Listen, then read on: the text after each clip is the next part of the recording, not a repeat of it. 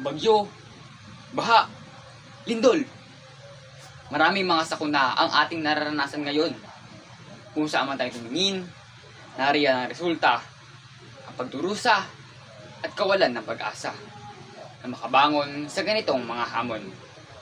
Paano? Paano tayo magiging matibay sa pamamagitan ng ganitong mga hamon?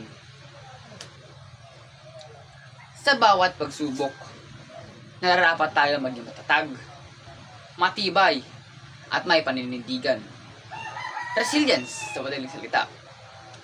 Ang katatagan o resilience ay ang kakayahang umangkop na maayos at makabangon mula sa mahirap o mapaghamong mga karanasan sa buhay, tulad ng kahirapan, trahedya o pagbabanta. Ito ay mahalagang proseso sa matagumpay na paglalakbay sa mahihirap na oras o pagpapanatili ng iyong mental, emosyonal na kagalingan. Tayong mga mag-aaral, sa kabila ng sabay-sabay na problema natin sa tahanan at sa paaralan, maging matibay tayo. Isipin natin na tayo'y nasa unang kabanata pa lamang ng ating buhay. Kung susuko tayo ngayon pa lang, paano na kaya ang susunod na taon? Isipin din natin ang ating mga magulang na naghihirap upang tayo buhayin at pag-aralin, na umaasa rin na sana'y tayo magkaroon ng magandang trabaho sa hinaharap. Ipakita natin na kaya natin ito. Na ito'y unang pagsubok pa lamang na magtuturo kung paano harapin ang pangalawa, pangatlo, at mga susunod pang mga hamon. Gawin natin silang inspirasyon upang maging matibay sa kabila ng mga ito.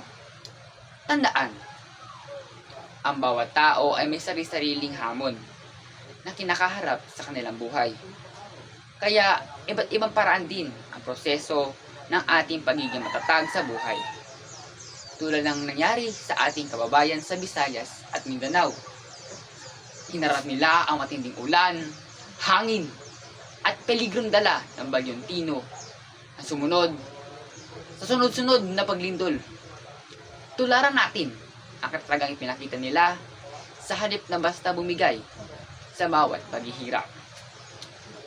Susuko pa lang o lalaban tayo?